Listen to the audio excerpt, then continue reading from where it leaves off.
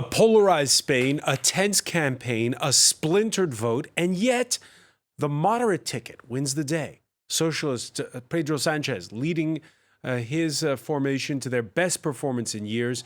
They even won the Senate for the first time in more than a quarter century. We'll ask our panel about the hard bargaining ahead now to build a working coalition, one that might need the backing of Basque nationalists, Catalan separatists. 5 of their candidates won seats from jail, by the way. With those negotiations comes the question of whether Sanchez can reconcile his nation. The issue that divided voters was that banned 2017 independence referendum, which, judging from Sunday's results, splintered the mainstream conservative vote and helped spark a resurgence of a far right that made its return to parliament for the first time in nearly 4 decades. What to make of the performance of Vox, a party nostalgic for the Franco dictatorship?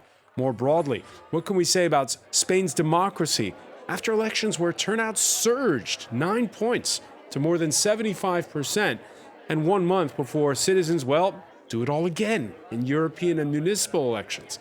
Today in the France 24 debate, Spain looks left. Joining us from Barcelona, she's a candidate for those European elections, Isabel Baez, Secretary General for the Europe branch of the Spanish Socialist Party. Welcome to the show.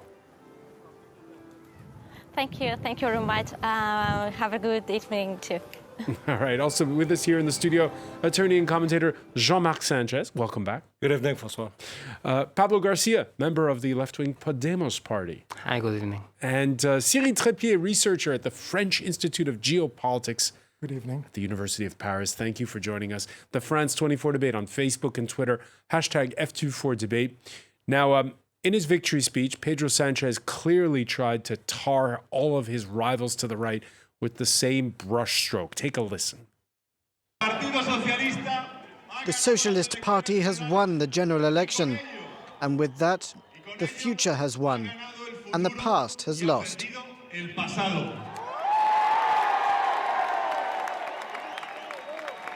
The past has lost, he says. Now, just before Sanchez spoke, he got this message from the Socialist Party faithful, and it was clear.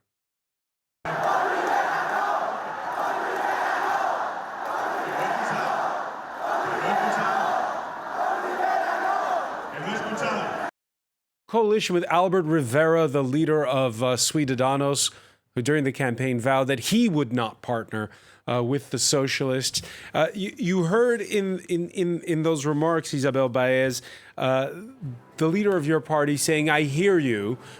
Is it definitely certain that you won't see this sort of grand coalition between the Citizens Party and yours? Well, actually, we can still not say anything in this very moment. Besides, the executive committee, it's in a meeting deciding what to do and following the elections. So we are not in the position to say whether we are gonna go for an agreement on which side of which party. But I think it was pretty clear already on Ciudadanos' side that they didn't want to have an agreement with us. And what I would underline is that it's basically a victory of the left. So, of course, as yesterday Pedro Sanchez mentioned, he's going to run the government of Spain, not only for the voters of the Socialists, but there's still a lot of time to decide and to see what it comes out of the agreements. How about you personally, Isabel? What kind of scenario would you like to see? Well, the scenario I would like to see is a Socialist Party running the Spain, which is already going to happen. And for that, I would like to wait which kind of negotiation are coming up and which kind of agreement we can give up or decide with all the parties. There was this statement that came out here. I'll put it to you, Pablo Garcia, by the Deputy Prime Minister speaking to Catalonia radio station, Carmen Calvo, saying, "We have more than enough votes to steer this ship along the course it must follow."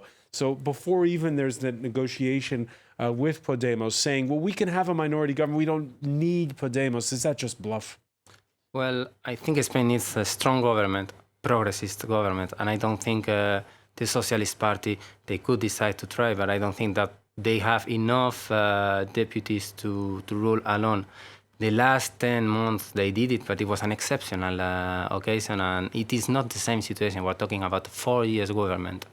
If that's a bluff or not, it's up to them to say, but a government really that looks to create the reforms that the country needs has to be a strong government, and that can only happen either with Podemos in the government or if Pedro Sanchez decides to go with Ciudadanos. What would be the basis for an alliance between the Socialists and Podemos?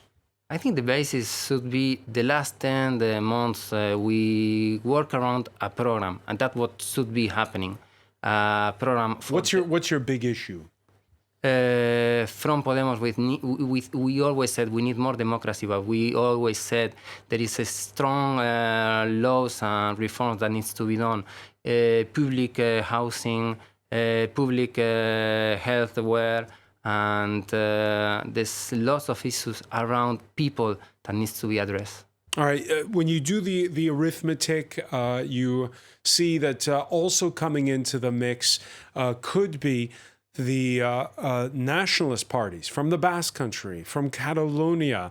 Pedro Sanchez does not have, as you can see from this chart, an outright majority. The Socialists bolstered going into those hard negotiations. Peter O'Brien has more. After Sunday's election, Spain remains politically fragmented.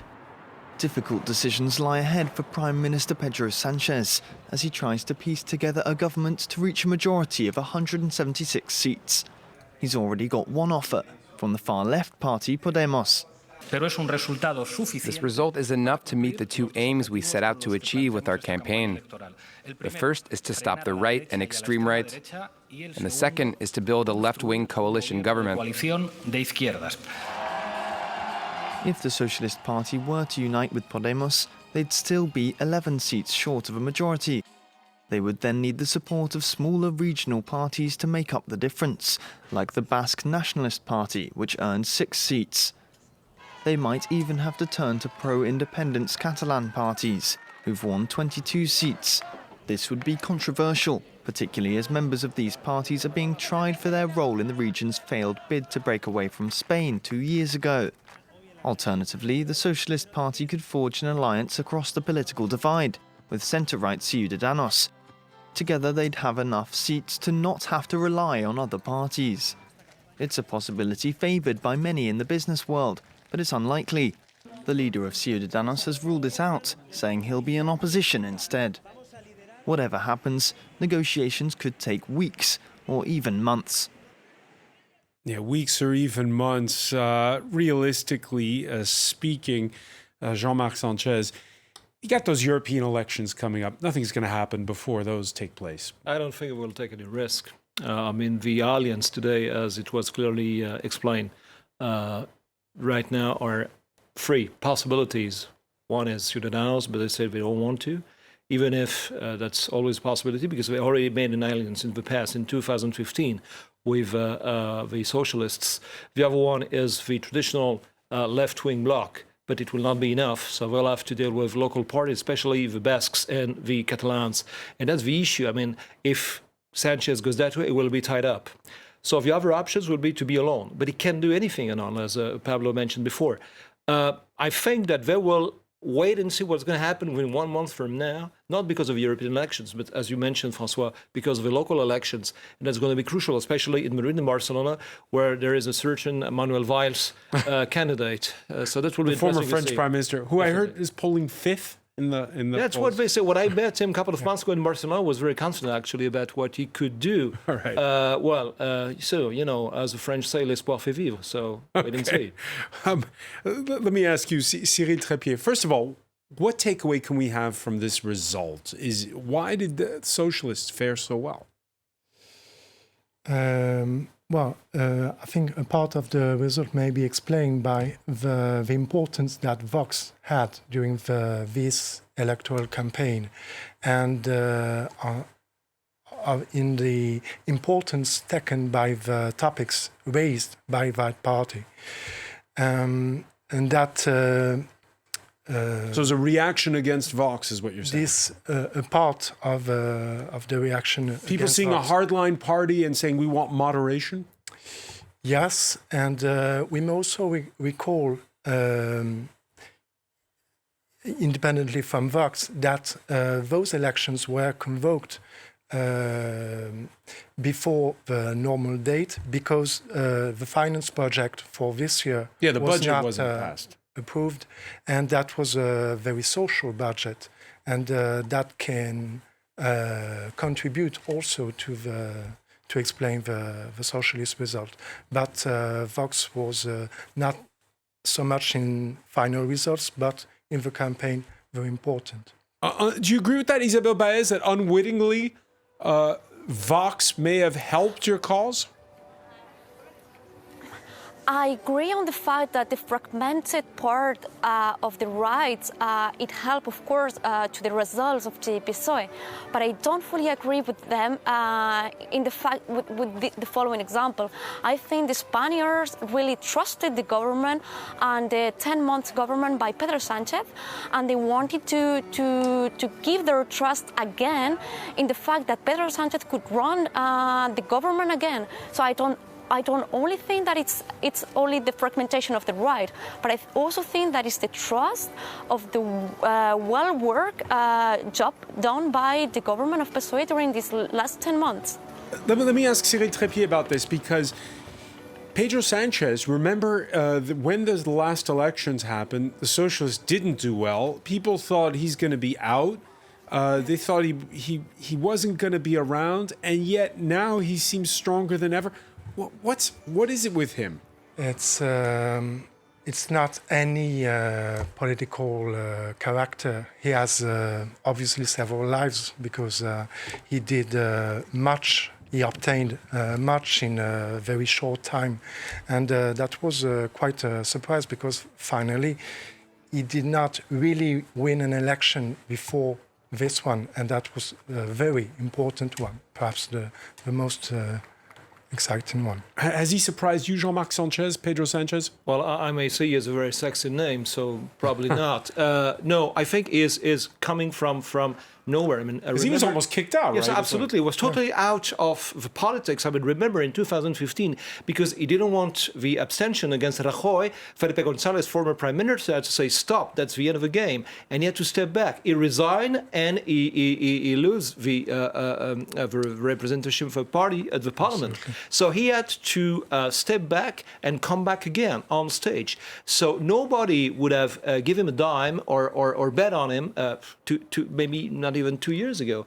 But he reborn like a phoenix. So this guy is really, regardless of the opinions, I mean, whether you share them or not, is as you mentioned before, is a character. Because in the build-up to the vote on Sunday, we, like a lot of the international news channels, had been previewing, talking about the polarization of Spain, how it was becoming more nationalistic, more flag-waving and everything.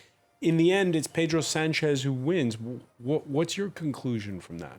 I think people wanted, they saw that there could be a possibility to do some progressist laws and reforms. They wanted that. He was helped because Vox, he didn't win too many weight in the government or in the elections finally, but he forced the two right parties to move into a speech, very right-wing speech.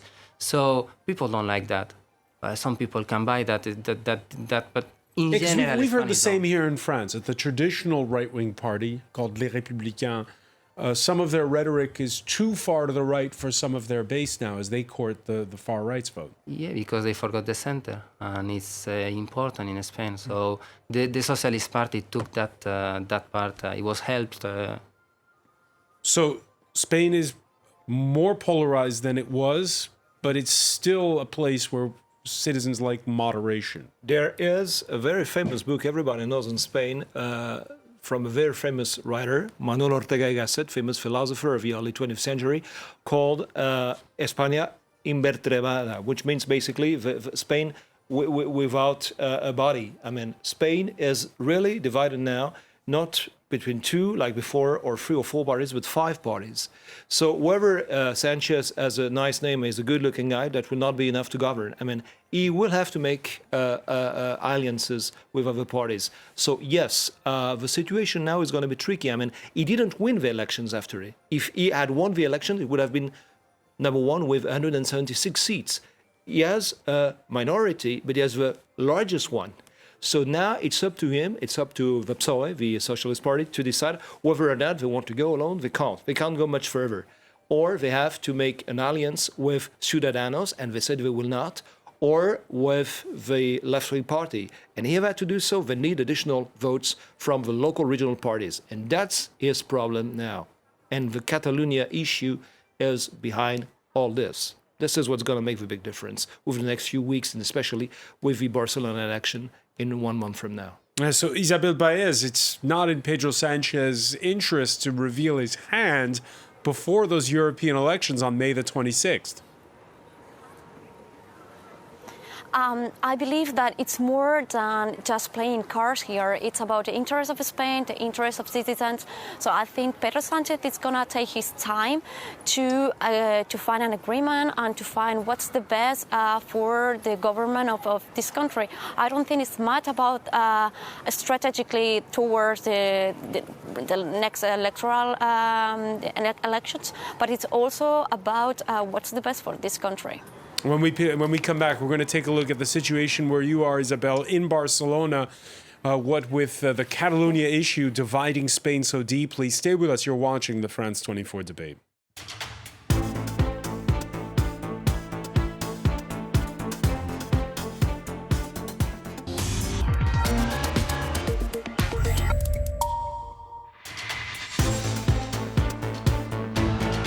Welcome back, or welcome if you're just joining us. It's the France 24 debate. And after the voting in Spain comes the hard bargaining. The Socialists coming out on top of Sunday's third general election in 4 years, but well short of an overall majority. We're talking about it with Isabel Baez, who's candidate for the European elections for the Socialist Party and is Secretary General of their Europe branch. Welcome back from Barcelona. Welcome back as well to Pablo Garcia, member of the left-wing Podemos party, Jean-Marc Sanchez, lawyer and political commentator, and Cyril Trépied, who is researcher at the French Institute of Geopolitics. We were discussing before the break just how much the political landscape has fragmented and changed over the past years. I've seen a pair of the big daily newspapers this Monday using the same word, debacle, to describe the Popular Party's spectacular slide in Sunday's vote. And yet the Conservatives trying to put on a brave face. We are the main alternative to Sanchez. We are the only ones who can put the brakes on his plans to return Spain to a new economic recession. And regarding his talk on forming a new government, let's wait and see what Pedro Sanchez himself decides, along with the rest, on the future of the country and on his political pacts. Isabel Baez, on paper, of course, the Popular Party is the second largest formation in the new parliament. For you, is the PP the opposition, or is Ciudadanos the opposition? I think it's up to them to decide who is going to be the opposition. But I think actually what happened with the elections, it was a clear reflection of what people want in Spain. And what the problem is that the hate of speech, it didn't work this time. Those were like EPP were using the hate of speech to try to win these elections, and the results just show that it didn't work. So I just hope that this new bloc of the right, they try to understand that the hate of speech is not the way to go ahead in this country. All right, as for Vox, the far-right formation enters parliament with its leader using terminology from 1936 and the Spanish Civil War to describe the socialists who've just won. Today is a time of joy, but also of concern. A moment of joy for these 24 deputies and the 2.5 million compatriots who accompany them, and a moment of anxiety, because it was not possible to get rid of the Popular Front. The Popular Front, using again language from 1936, from the Spanish Civil War. Let me ask you, Pablo Garcia, 2.5 million votes for Vox. Is that more or less than you expected? Well, I think they didn't get the result they expected. I think they targeted a higher result. But after that, it's not a surprise. They were always there. They were just members of the Popular Party, but they were hiding. But they always had a political party that represented them. Lately, they felt it was not happening, probably because of the case of the situation in Catalonia. But when we talk about the exhumation of Franco, we saw what happened. When we talk about justice for the mass graves that are still in Spain, we see what happens. Like, we have the reaction of a strong right far-wing conglomerate of people, and they were always there. So I think all that was lost from the Popular Party went into Vox, and it's not such a surprise if we see the polarity in Spanish society sometimes. All right, that polarization, it's gotten a lot worse in the last couple of years, and particularly around that banned October 2017 independence referendum in Catalonia. Catalan nationalists have called on Pedro Sanchez, the leader of the Socialists, to, quote, sit down with us to negotiate the issue of Catalonia's independence. 5 of their elected leaders are in jail, including Oriol Junqueras, who's charged over that 2017 referendum. It's kind of a strange situation, Cyril Trépied, to have elected members of parliament who are in jail.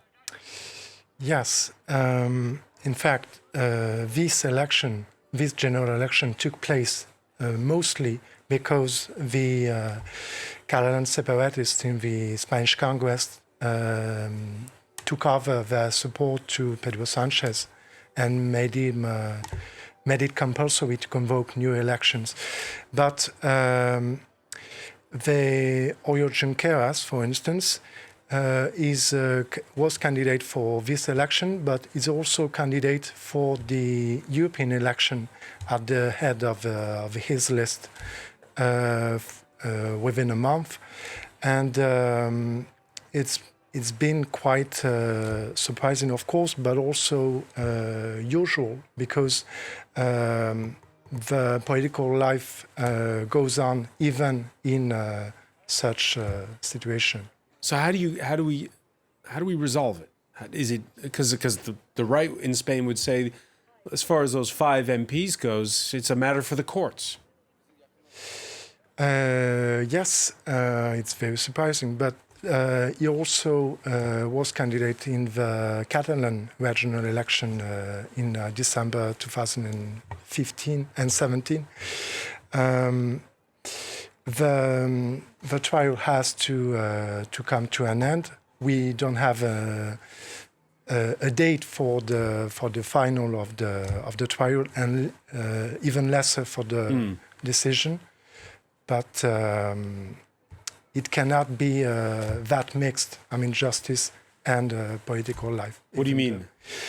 I mean that it's quite usual in Spain to try and use the judicial system to solve political conflicts, but the Catalan leaders have been doing so as Spanish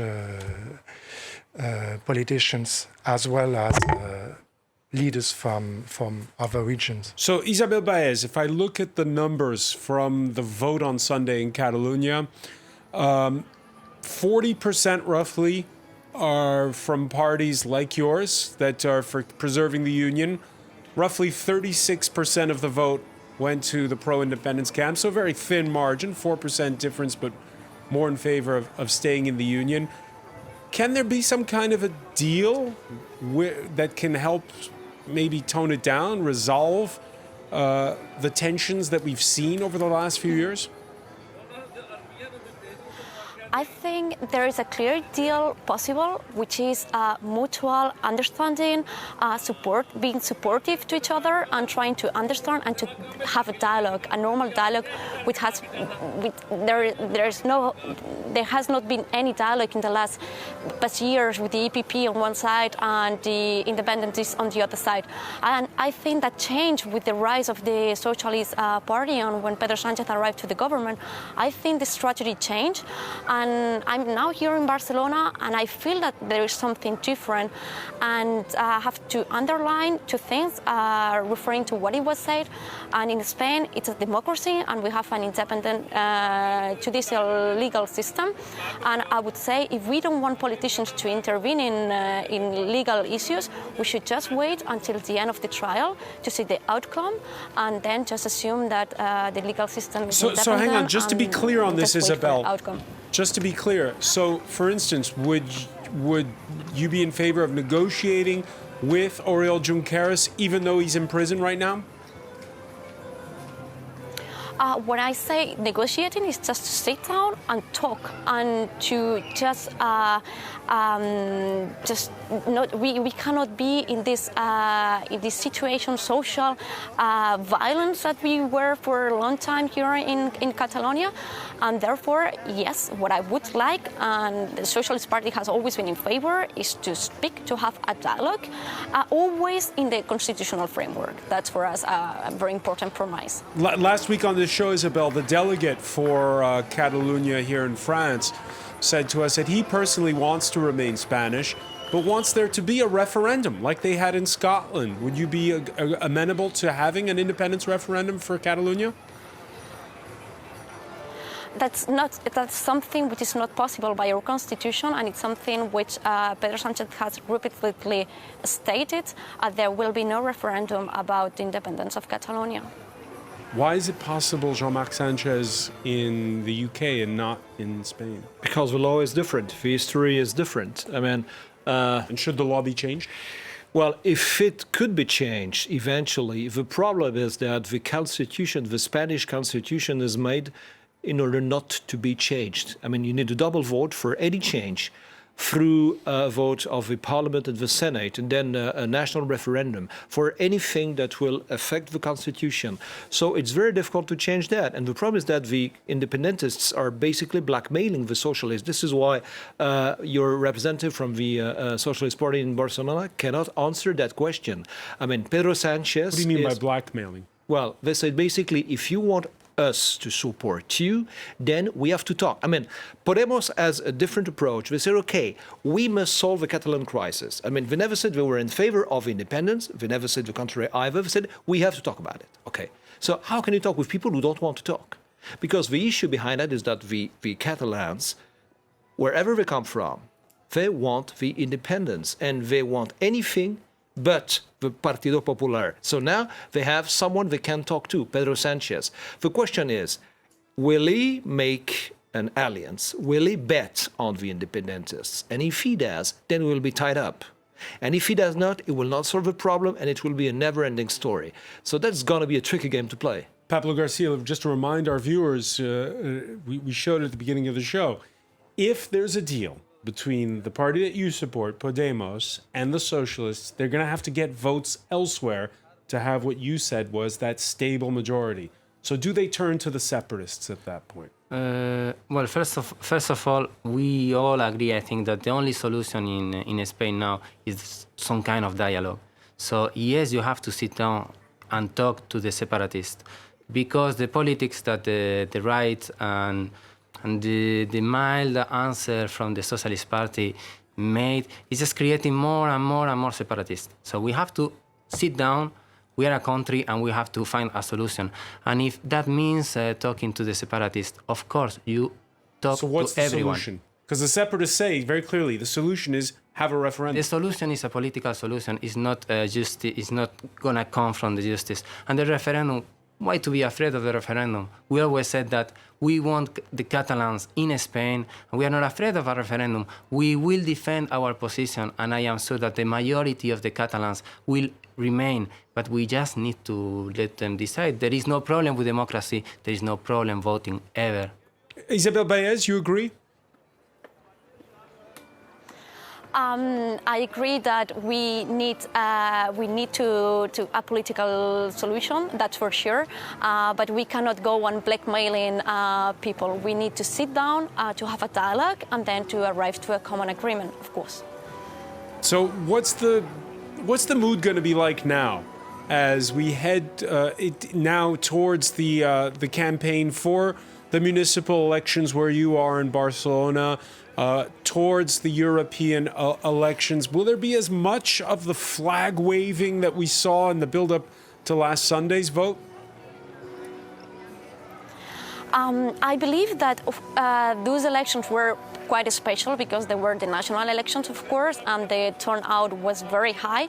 But I hope and I expect really people going to vote as well for the 26th of May first, because I don't expect any government before, and I think that that can motivate people, encourage people to go to vote. And what I would like actually as a European candidate is that please do not undermine the power of Europe in the elections, because I really think that people do not have in mind what's the power of Europe to run countries in the European Union.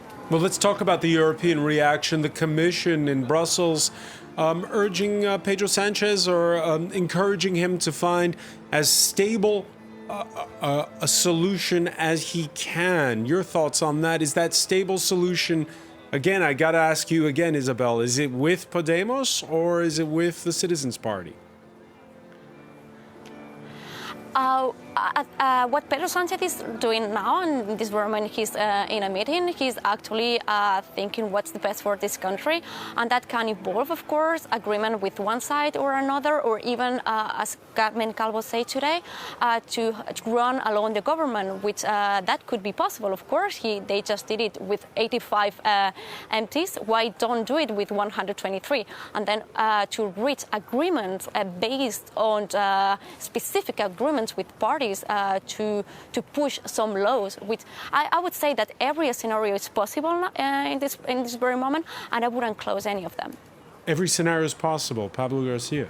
Yeah, because she's saying that they don't mind really to make an agreement with Even though we heard at the beginning those chants of not with Rivera from the Socialists. On one side there is the militant, the base, the people that vote for the Socialists, and in another side there is the people that are leading the Socialist Party, and those are two different things. Jean-Marc Sanchez, Albert Rivera, the head of the Citizens Party, this is a party whose roots are in Catalonia, strongly unionist, anti-independence. Can there be a deal with the Socialists if the whole campaign they've been accusing the Socialists of enabling Catalonian independence? Eventually, I mean, anything or everything can happen. I mean, don't forget that the Ciudadans party is coming from the whole Catalan party, Convergencia i Unió, which was the conservative party running Catalonia after the Franco time during more than 30 years with former President Jordi Pujol. And people who were not in accordance with their local Catalanistic views wanted to have a Catalan-based party, which was a conservative party from an economical standpoint and more liberal from a general standpoint, to be able to represent them. So a part of the Catalans moved from that party, from Convergencia, which was part of this CEU party, to the Ciudadanos. So today, Ciudadanos represents an option for those Catalans who want to be Catalans and remain in Spain. And yes, to answer the second part of your question, they already had it in 2015. Don't forget, at the time Mariano Rajoy was defeated, he presented himself as new prime minister. He was defeated again. Then it was Pedro Sanchez, and Pedro Sanchez was supported by Ciudadanos. So everything can happen. I mean, we saw the debate on Monday and Tuesday. They were very poor debates. And honestly, there is also an issue here. It's the poor quality of the political personnel in Spain. I mean, it has been. You think heads are going to roll? Definitely. The only one who was good, and I may admit that, was your candidate, Pablo Iglesias. He was the only wise guy on stage. He was the only one, I think everybody agrees on that, not to be arrogant and insulting the others. And I think people have appreciated that. Now, you have to have people who can talk together. But again, how can you talk with people who don't want to talk? That's the issue. There was before very, very hard economic pressures on socialists and ciudadanos to come together. That will happen again if the economic power needs that. Rivera will step back and they will put another person in front of Ciudadanos. You think that Albert Rivera is expendable inside of the Ciudadanos party? The economical power can live without him, yes. Cyril Trépied, you agree? We'll see. I agree on the fact that it's very, very soon to draw any conclusion. But I would like to add that Ciudadanos also won voters from the Socialist Party and from a variety of political parties, and that a part of the voters in Catalonia vote differently according to the kind of election.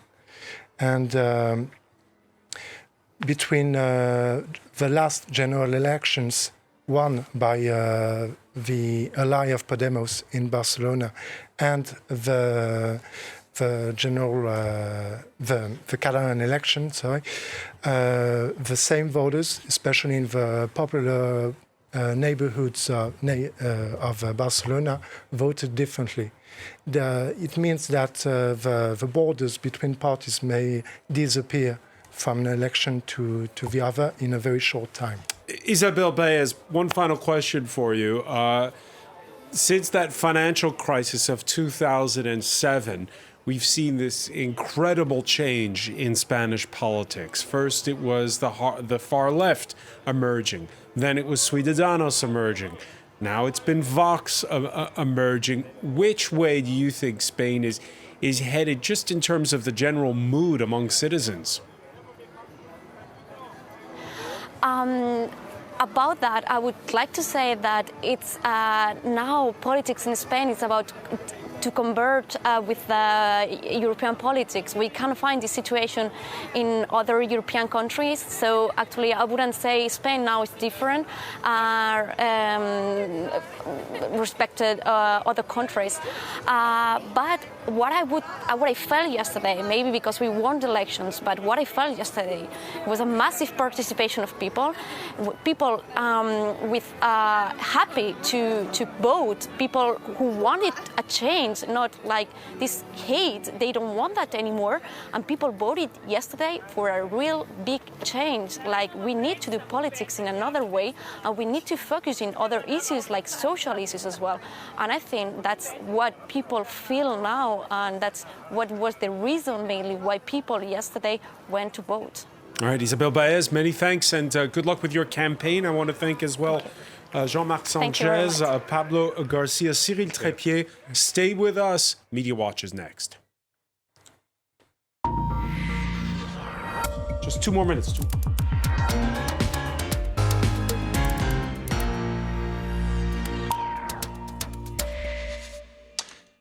Enter Erin Agunke. How are you? Hi, Francois. Good, thanks. How are you? So the Spanish elections playing out and replaying out on social media. Exactly. I've been taking a look at reactions to the elections on social media.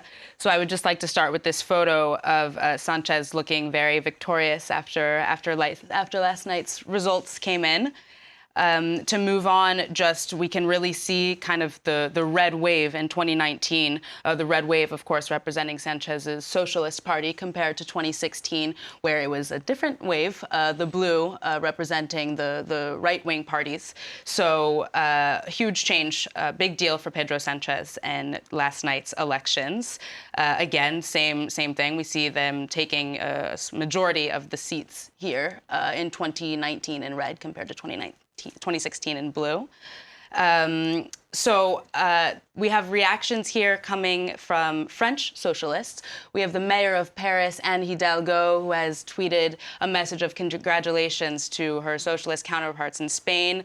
Same thing for the spokesperson of the Socialist Party here in France, both of them really saying that they expect that last night's results will serve as a message of hope for the left-wing parties in France, not only in France, but also in the looking ahead towards the European elections in May.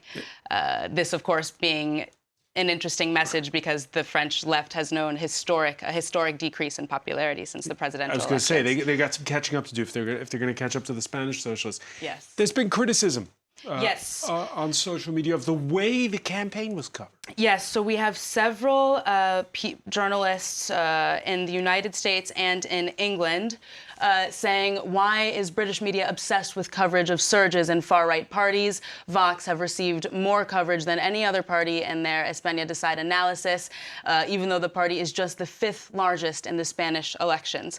So people really saying that the media should maybe focus more on the parties that came out victorious rather than Vox, which indeed is a far-right party, but was a lot less victorious than was expected.